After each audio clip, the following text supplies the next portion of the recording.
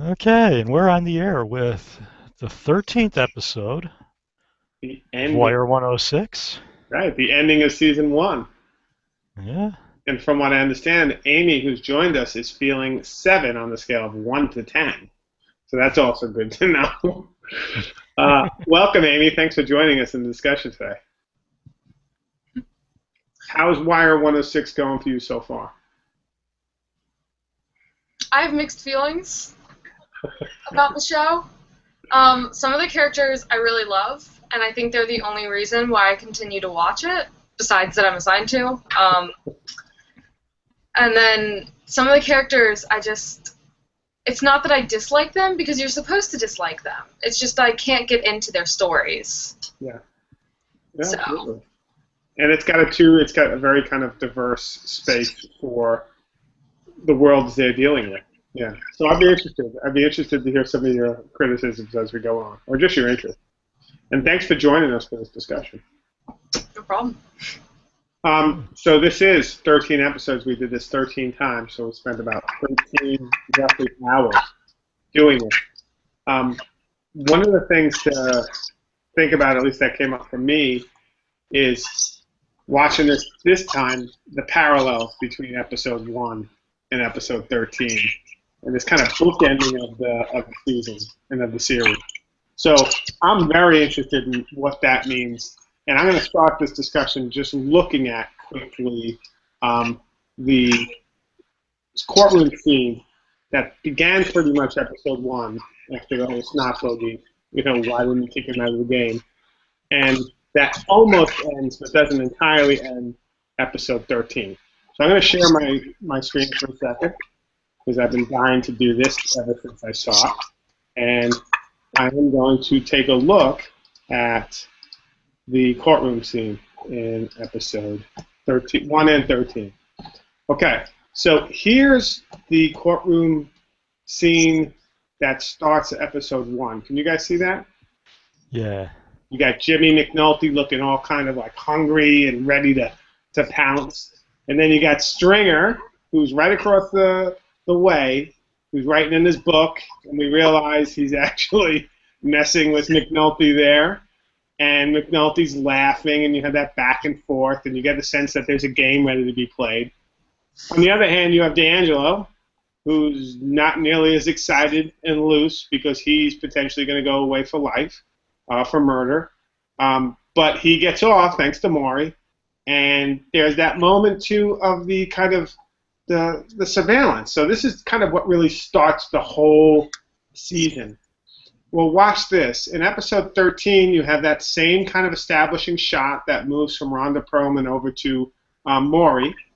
It also takes a look at D'Angelo, who's still in the same situation, deep rooting, but this time he's going away. You got Maury defending now his uncle rather than him. You got Jimmy, and look at Jimmy in almost the same position in the courtroom, who looks not nearly as excited. He's totally dejected. And you got Stringer in the same situation looking back at him.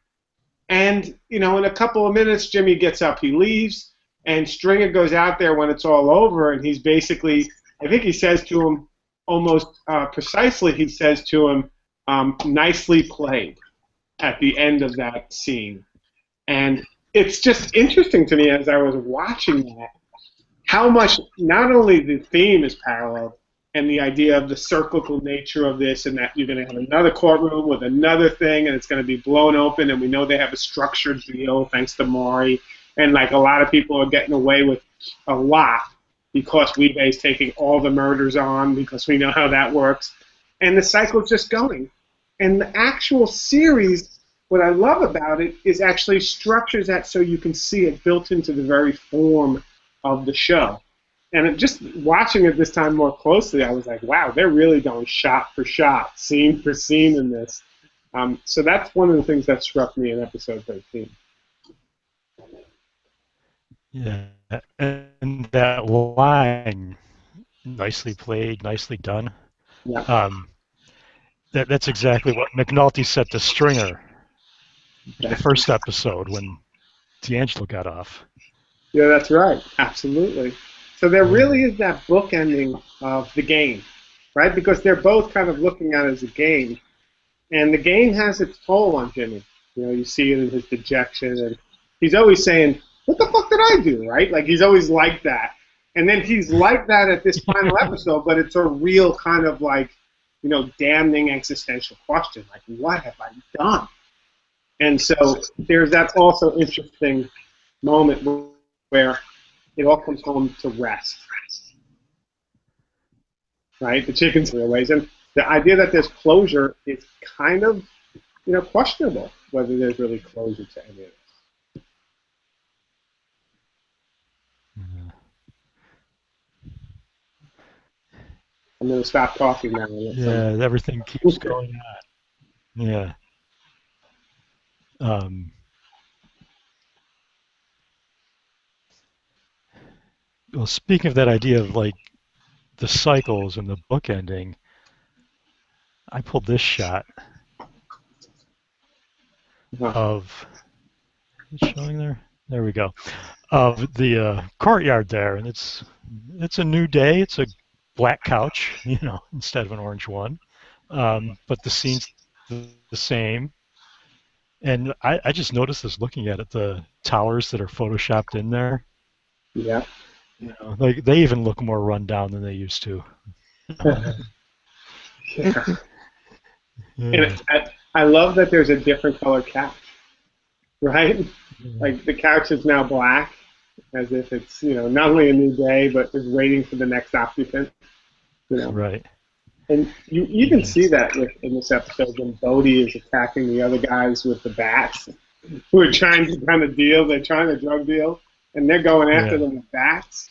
And then Carver says that's the reason why we'll never win, is because if someone doesn't do their job, we give them a pension. If they don't do their job, they give them a beating. And so it was a kind of interesting kind of moment there in that episode when they were kind of talking about what's the inevitable, right? The next crew that's going to come, which actually does happen in the series. Yeah. And you have that same kind of parallel working in the pit there. You know, like D'Angelo's gone, but I think it was Poot gives the same speech that D'Angelo did to one of the corner boys there. Absolutely. Yeah. He tells them, like, how you dealing, you're doing both in one place, you know, they get you on film, they get everything. Absolutely. Yeah. We got to tighten up around here, you know. It's like word for word. Absolutely. Yeah, and there's a lot of that mirroring of what happened to different people. I mean, even when Jimmy McNulty sits down, and there's a lot of sentencing. There's sentencing of all, you know, Barksdale's crew. But there's also a kind of sentencing of Jimmy by Rawls.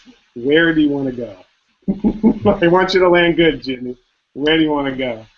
And he tells him, you know, where do you not want to go? Yeah. And he says, I don't want to be in the marina. And obviously that's where he ends up, which Freeman warned him would happen.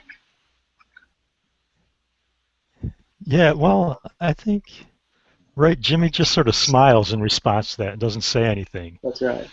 Yep. Like, he knows, but he knows. Rawls already knows, too. It's interesting. Yeah. How about you, Andy? How do you feel about the idea of trying to the episode kind of coming to an ending and their attempt to kind of bring it to some closure, if you can even call it that? Well, I think my favorite line, I do believe it was in the first episode, I think my favorite line was about how the war on drugs can't be a war because wars end. Yeah. And I think they did a really good job of showing that it doesn't end by ending the episode by showing that the drug deals are still going on. It's still being distributed. It's still being sold. There are still drug addicts. Like, they might have put one person away. They might have put a few people away, but the war isn't ever going to end. And I think that was a really great way, like you were saying, of, like, bookending the season. Yeah. And reinforcing one of the major kind of points of the whole series, right? Like, you know, there's some larger institutional moves going on in The Wire, and that's kind of I guess, is getting us ready for the real radical break between episode 13, season 1, and episode 1, season 2, where you feel as if you've just been pulled completely out of one story into another. And so I wonder if that starts now to jump into the larger truck when you're getting at. Like, if the issue isn't a couple of drug dealers, or it isn't a couple of good cops or bad cops, what is the issue this show is trying to deal with, right? Because you got to think it's trying to deal with something. And if it's not about that, it's not cops and robbers, it's not good guys and bad guys, what is it? Right? It's a kind of interesting question.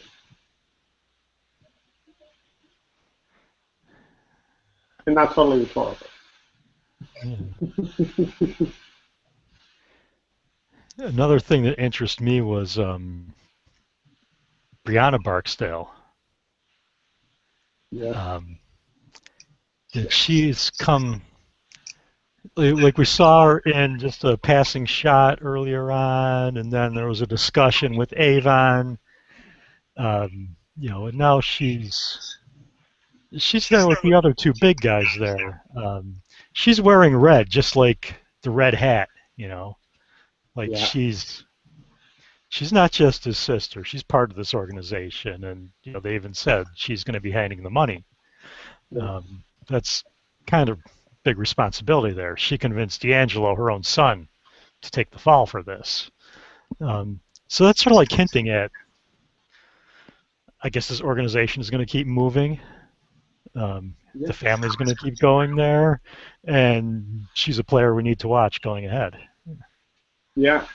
And another interesting thing about that, I thought, was, the kind of re-up, right? Like, they're like, okay, we got to show people we're not gone, and that this is still going on, and that we have to do some, like, everyone kind of took it like business. Like, Weebay's scene struck me, and I'm struck by Weebay as a character, but when he's sitting there with his fries and his hamburger, and he's got a soft drink, and he's like, man, how many more murders can I take? You'll find this body there, that body there. Like, it was all business to him.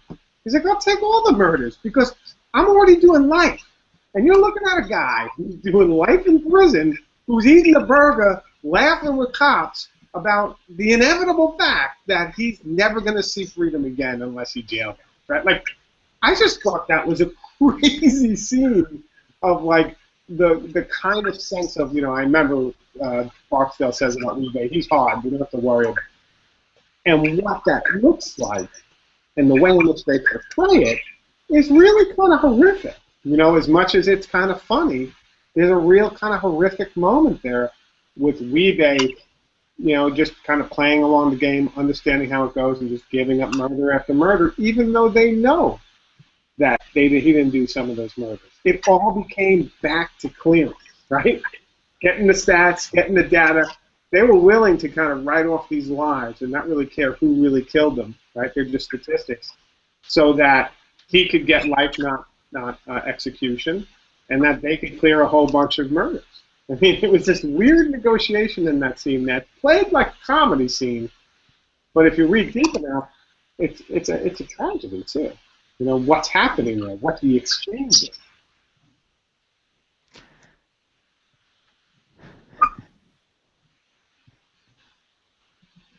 What else? Yeah. Hey, other points. I don't want to cut you off altogether. Me and Paul have done this a few times, so. Yeah, I like the Weebay scene as well. I think going into that business, going into that game, you're not going to come out on top in the end. So I think he was like resigned to that all along. He's going to go to jail. He's going to get killed, one or the other. He's just got to enjoy it while he can. But who's going to take care of his fish? Yeah. That's the real big question now. He's got these beautiful tetras, right? Is that Jezebel down there? Like, who's going to take care of his fish? So. What else, Amy? I don't want to cut you out of that.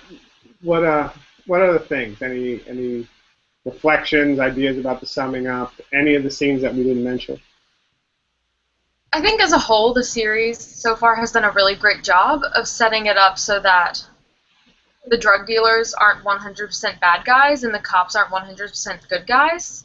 Yeah. And I think it really showed in the Weebay scene that you were talking about, because it's setting up this, like, he has all this loyalty, like he's not completely a bad guy. They did it with Wallace, showing like he doesn't 100% want to do it. He wants to get his life together, and they show it with the cops by having them, be way too violent and all that stuff. And I think that's the part of the show that I can get behind the most so far. So I'm interested. I'm going to push you on this a little bit.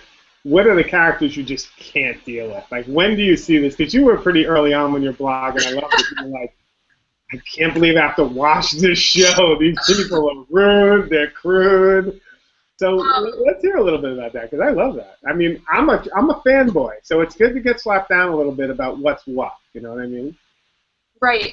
To be honest, I'm really bad at the characters' names that I don't like, because I tend to not pay as close attention to them. But the two cops, well, the three cops that you saw in the first episode that were like beating people unnecessarily. Yeah, Herc, Carver, and Presbolewski. Yeah, just like they haven't really redeemed them at all, throughout the series. They're still just terrible, violent cops that should not be cops. Yeah. So it's mainly them. It's a good point, too, because it's hard to forget. Presbolewski becomes somewhat, at least essential with his code-breaking skills. Mm-hmm. But it's hard, and it's reminded, like, mid-season, the fact that we did blind that kid. Yeah. And the fact that, they were completely out of line going into the terrace at 2 in the morning to basically start a fight. And you do let those carry with them, right? But it's not all of them. Just like Weebay's not a completely cold-blooded killer, right? And there is that balance there. I guess you expect more from the cops, though, right? Yeah. Yeah. Right. And that's one of the things this is doing. It's maybe tempering some of your expectations. Yeah. Yeah. What else? Any other ideas about the show? Kima? The last episode, like, what are some other things that happened in the last episode? Just some key moments. Let's just try and think of that as a clue. Kima's healing. She doesn't want to give up Weebay. Yeah, that's true. She probably knows he was there, but she didn't see him, and she's not going to put him in for that. Right, and that's when Bunk, as soon as she wakes up, Bunk and Coleman, or Cole, I forget his exact name. He's the other Cole, one. yeah. Is that right? They're there, Yeah. and they're like, this is the guy, right? She recognizes Little Man, but with Weebay, she's like, this is the guy.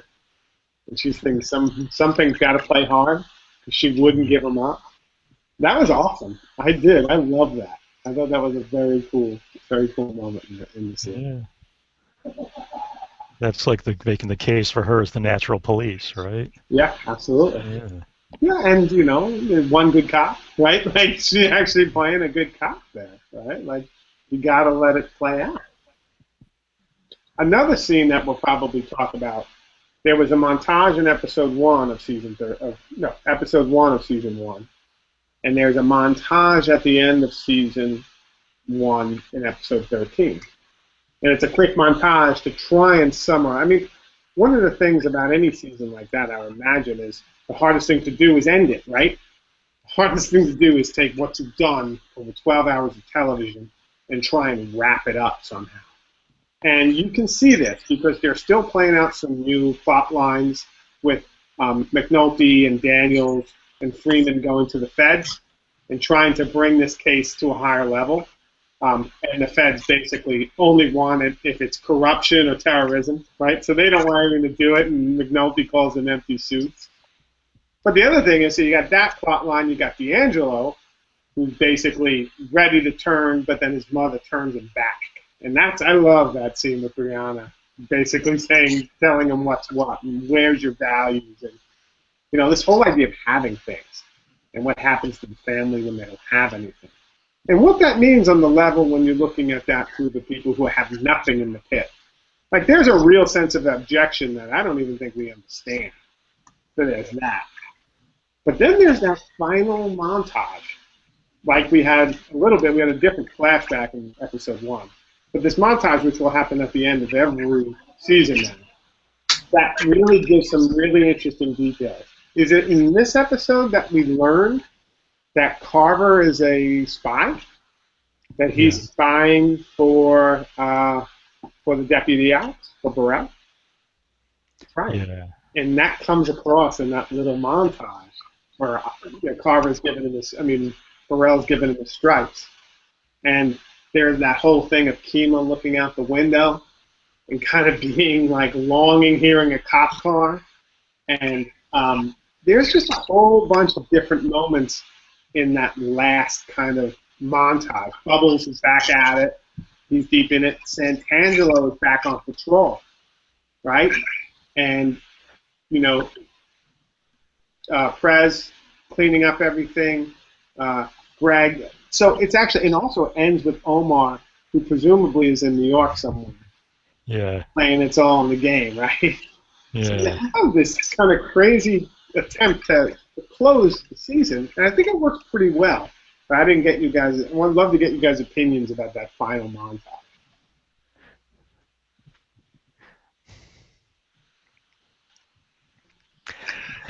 I love the Omar bit at the end. Yeah. Yeah, it is. I think there's a sign on the wall that says South Bronx or something like that. Yeah. So it gives that New York setting. But yeah, you got his whistle again. Yeah. His signature line, all in the game. And that shot of the gun, like really cutting into the camera, like facing at you, It's a great shot, very Scorsese-like shot. Yeah.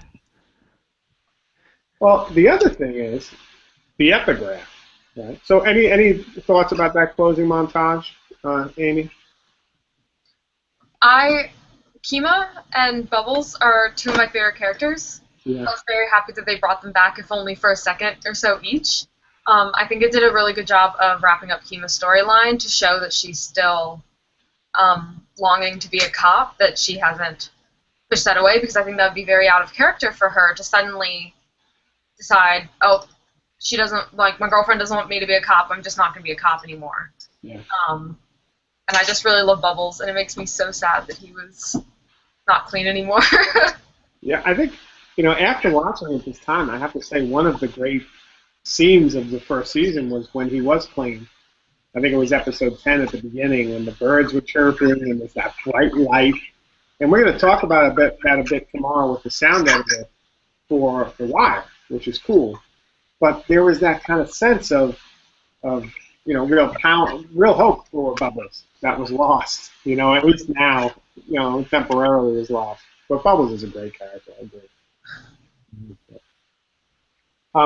But the other thing I was going to talk about, or I was going to mention, is the epigraph. It is traditional West Baltimore, all in the game, which is something we've been playing with a bit. At least I've been playing with it a bit. And you too, Paul, you've been interested. There's a guy out there who's been playing around with DS-106 for a long while. He's in Scotland. His name is John Johnston. And he found this application called Videograph, which basically takes all of Season 1, and if you run a term through it, like the game, it will find every time that term was spoken by a character over the whole first season.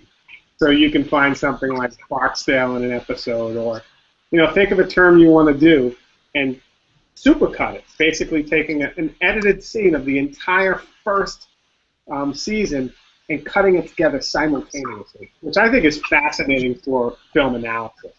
But I'm going to see right now, and I don't know if I can. Can we share YouTube videos through Google, or are they going to harass us? I don't know. I'll try it. If they give me crap. Yeah. Oh wait. You know what? See if you can, because they definitely won't let me, given my history with Google.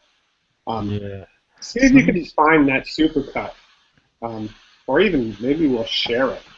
Oh, maybe I'll play it. You know what? Let me just try and play it in the browser, and we'll see if that works. Yeah. You could try that.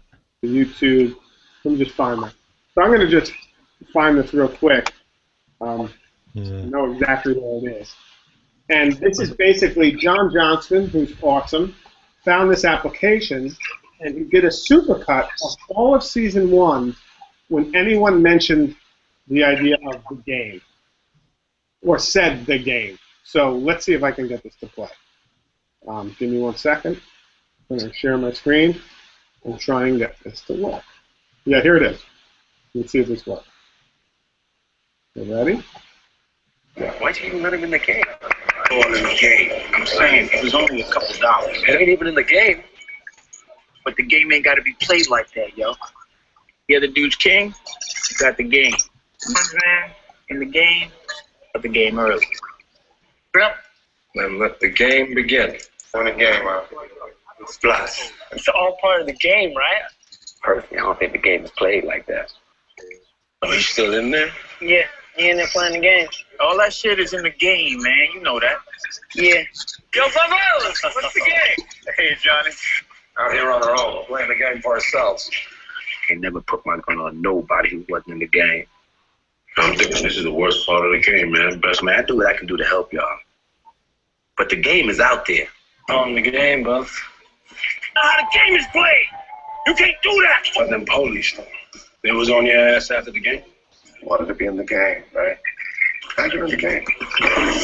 He's gone. He's out the game. Out the game? I'm sitting here telling you that the boy is out the game. Even if he wasn't out the game, it wouldn't be no problem. I heard he was out the game. It's the game, yo. That's right, he was part of the game. Without the game? Show them another kind of game, then that's the game they'll play. You do not play the game for yourself, you play it for us. I'm in the game, yo. Yeah, so I mean, I was just blown away by this for a couple of reasons. One of them is, you know, you see a supercut like that, and it's basically automating the supercut. So it's actually automatically creating it, which I think is crazy. But then the question is that storytelling? Is that a form of analysis of the season to be able to search against and build them? And I was going to throw that back to you guys. Like, do you think a supercut like that, based on an application that can search and cut together all these different scenes, can be considered a form of digital storytelling? I mean, I'm interested by this idea, and I've been thinking about it pretty much straight for 24 hours, and I read a post on it. But I'm just wondering what your thoughts. Like, is that digital storytelling?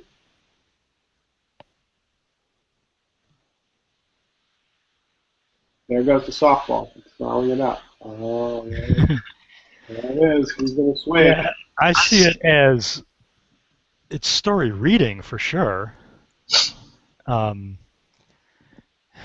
I think by stitching it all together, it sort of creates a kind of story there. I'm really fascinated by the juxtapositions that come through, like those last two, you know, with Rawls, Yeah. you know, the way he's just like menacing Lester there, you know, you don't play the game for yourself, and then Omar's just laughing, you know, hey, it's all in the game, you know. Exactly. It's crazy. Yeah. What do you think, Ed, before I go on? Any ideas on that? I think it's a fun tool if you have already seen all the show. Yeah.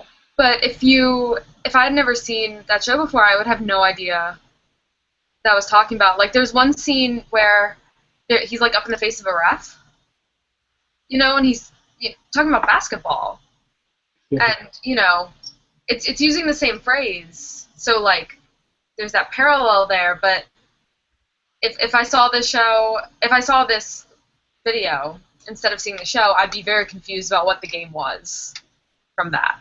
Yeah. So I think it's a useful tool if you've already seen it to put together an analysis. But as far as telling its own story, I think it's very confusing. Well, it's interesting, too. I mean, one of the things I was thinking about last night and talking about is the idea of, you know, with any of these tools, context is going to be used and how you frame and create that context, right? But one of the things that was interesting to me is how the technology itself makes possible a new frame for analyzing and bring together. Like, so for example, you would spend how much labor without a tool like this to potentially find, search, cut, and edit together a particular example of, you know, an instance of the game and the scene. So this changes that work. And by changing the work, it doesn't just make it easier or simpler. I think it changes the way in which we relate to the text. And so I agree, you have to read the text to have a relationship, or watch the text to have a relationship with it. But I think the very nature of the technology potentially is changing our relationship to how we read and analyze text. And that, to me, is a fascinating notion of how we interpret, of hermeneutics, and of a form of storytelling, because analysis and interaction is storytelling too. So it's certainly not, your traditional A to B story or a linear story in that way, but neither is much of what we're doing right now online anyway. So I would argue that linear stories are very hard to manage online.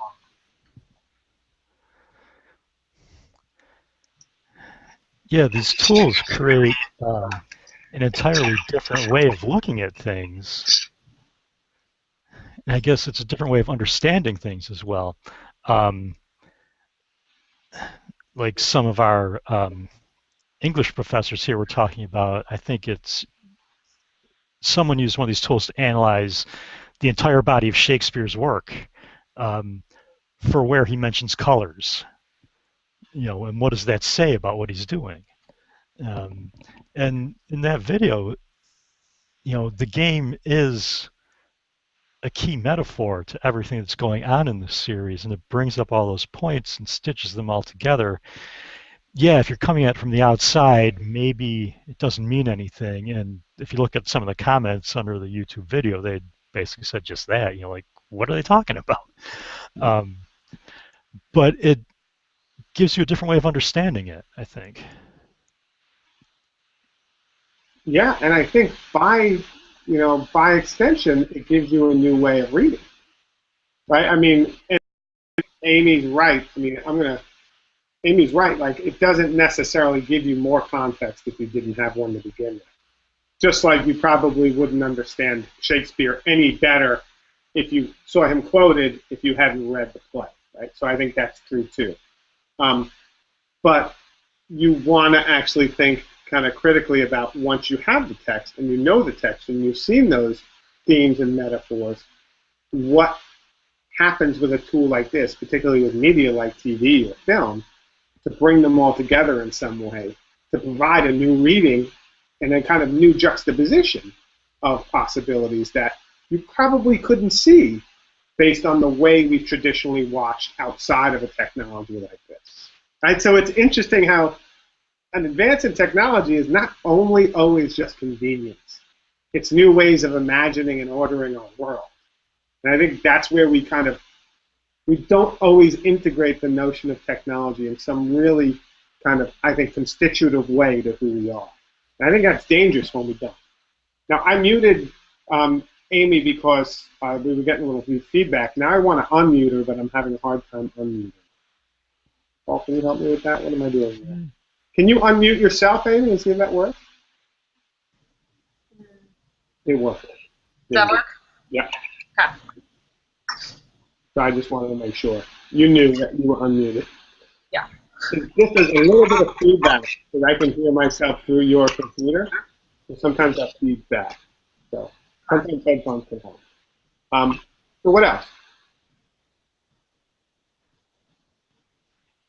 Is that it for episode 13? Any closing remarks, Amy? I've been putting you on the spot the whole episode, so why stop now? You've been a very good sport, by the way. I'm going to say real fast that I really liked the snitches thing, that you found out that Carver, is that his name? Yeah. Was a informant, because when I saw that scene, I kept thinking about how they thought that there were snitches within D'Angelo's crew. Yeah. When there wasn't actually snitches, it was the wire. So I thought it was very interesting that, with D'Angelo, they thought that there were snitches and there weren't. But, they had no reason to think that there were snitches within the police, but there were. And I thought it was, I don't know, it goes back to the theme about, like, not all the drug dealers are 100% bad and not all the cops are 100% good. That could be because I personally don't like Carver, but how I saw it. Well, it's interesting, too, because, like you said, like, here is this constant idea, Stringer Bell goes to the end, you got a snitch in the house, da da da da. Turns out he doesn't. And it's the cops. And like you said, quite accurately, the snitch is actually inside. And what's interesting is you as an audience member, Simon and the writers never give this away.